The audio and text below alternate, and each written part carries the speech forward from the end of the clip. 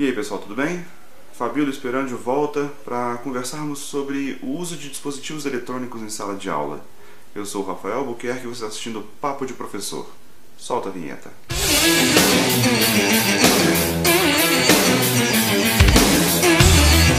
E aí Fabíola, tudo bem? Tudo ótimo. A conversa hoje é sobre uso de dispositivos eletrônicos em sala de aula. A conversa ainda dá muito pano para manga, muitos professores são contra, outros são a favor, algumas escolas proíbem terminantemente, outras já liberam até sinal de Wi-Fi para os alunos.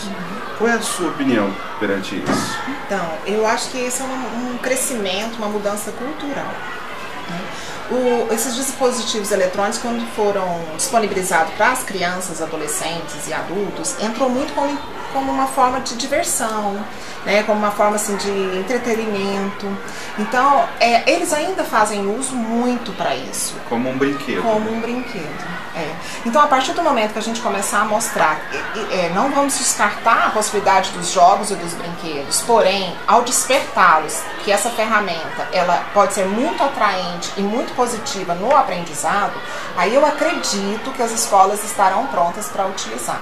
Mas eu acho que é uma mudança cultural, não só do próprio professor encarar isso como ajuda, porque a gente depara com professores ainda muito resistentes. Professores resistentes até com ele mesmo. Eu não quero ter um WhatsApp, eu não uso isso, meu celular ainda, às vezes até se sente orgulhoso de ter um celular ultrapassado, né? Como se assim, não estou entrando na onda. Então, não adianta a gente começar um trabalho desse na escola se antes não fizer um trabalho desse com os profissionais. Os profissionais precisam encarar esse recurso como algo positivo. Mesmo porque a tecnologia não é uma moda. Não chegou e vai embora, ela chegou para ficar e é daqui para frente. Exatamente. Aí entra todo um conjunto de coisas, não é só liberar o Wi-Fi e o uso de celular para os alunos. É o professor encarar que tudo que chegou de novo é um produto, uma ferramenta que deve ser inserida em sua sala de aula. E aí entra quadro digital, aí entra livros digitais, né? O professor precisa estudar e buscar esses recursos. Ele não pode ficar fechado ali no quadro giz, porque o bom professor, ele dá aula com quadro e com giz e dá aula também com esses recursos. Não é só, agora eu só serei bom se eu estiver na era da tecnologia. Não é isso. Mas eu posso usar a tecnologia a meu favor. Eu não posso transformar, estou numa escola extremamente equipada, uma escola que acredita no recurso tecnológico, mas eu transformo o quadro digital num quadro giz. Ou seja, o livro está evoluindo, mas o professor às vezes fica obsoleto. Fica obsoleto, exatamente. Então eu acho que é um movimento que tem que ser feito, urgente, de preparar o profissional para poder, depois deste preparo, a gente começar essa cultura diferenciada. Porque as próprias famílias têm dificuldade com isso. As famílias, quando você libera uma calculadora, as famílias questionam a escola. Mas está facilitando. Na minha época fazia conta de cabeça. Eu quero que meu filho faça conta de cabeça. Acontece o seguinte, eu só utilizo bem o meu recurso se eu domino o conteúdo. Eu posso te dar uma fórmula de física para você aplicar numa prova. Se você não souber o conteúdo, você não sabe o que fazer com a fórmula. Então, imagina se você tem dificuldade, de repente, numa instituição, de liberar uma calculadora. Pensa na cabeça dessas famílias você liberar um celular, um tablet durante as aulas. Então é uma cultura que tem que ser trabalhada com as famílias também.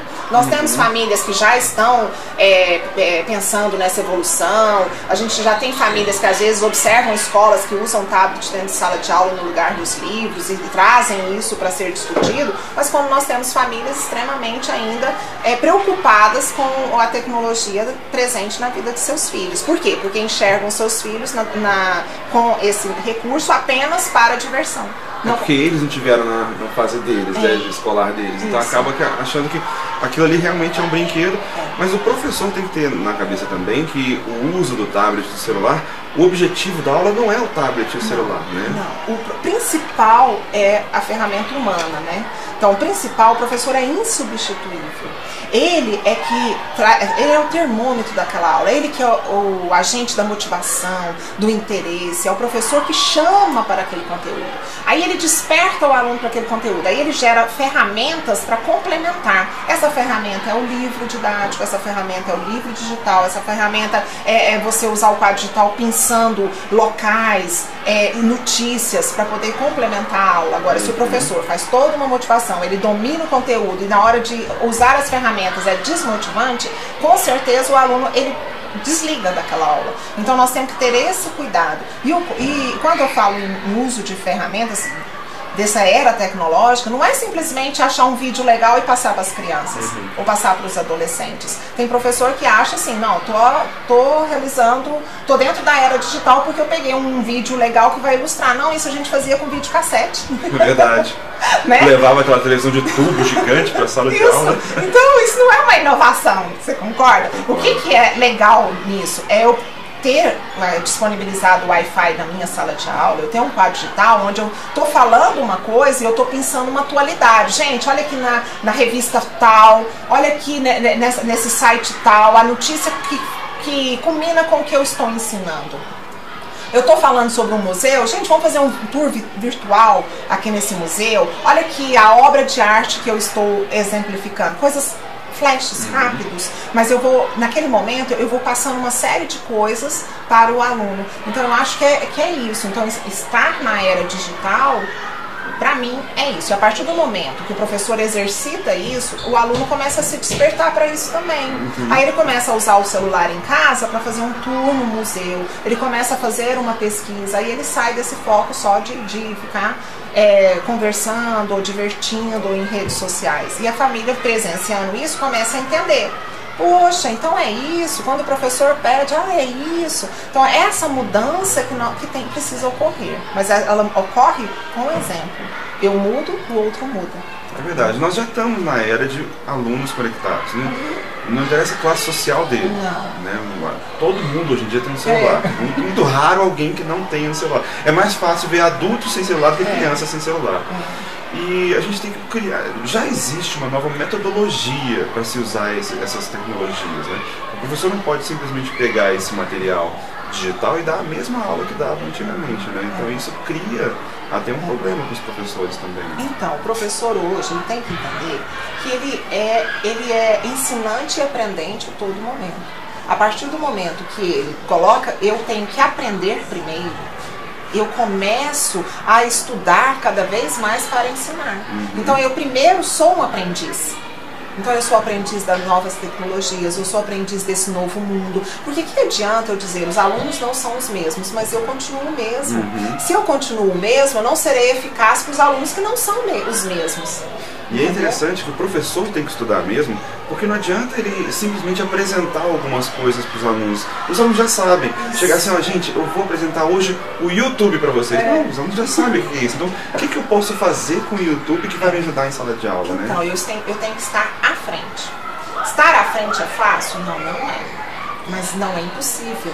Entendeu? Eu tenho que estar sempre antenado. O que está rolando? O que está acontecendo? Então deixa eu buscar isso. Aí a hora que eu busco isso, eu já encontro aquilo. E aí sim eu vou começar a fazer o diferencial.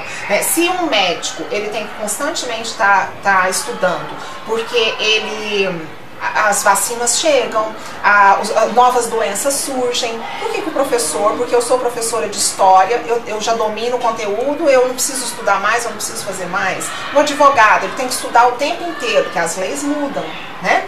Eu tenho que aproveitar melhor o que aquela lei pode favorecer o meu cliente. Então a mesma lei eu estudo de formas diferenciadas. O professor não vai estudar? O professor vai acomodar? Pelo contrário. Mas aí nós entramos numa outra discussão, que é a própria valorização que o professor se dá. Né? Então o professor ele ainda não entendeu que ele é muito importante, que ele precisa despertar essa importância diante da sociedade. Por que eu falo que ele ainda não entendeu? Porque o professor ainda arrasta aquele queixume de muitos anos atrás da vitimização. Né? Então eu não sou valorizado, meu salário não é bom, eu sou professor, eu sou sofressor. Então ele mesmo fala mal da profissão dele. Quando o professor parar com isso e começar a falar, olha a minha importância, né? Olha, eu sou essencial, porque sou eu que estou ali trabalhando e contribuindo para a sua formação. Quando eu vendo aquilo que eu acredito de mim. Se eu acredito que eu sou uma vítima, eu sou um sofressor, o outro vai me olhar como um sofressor, né? Um sofrido.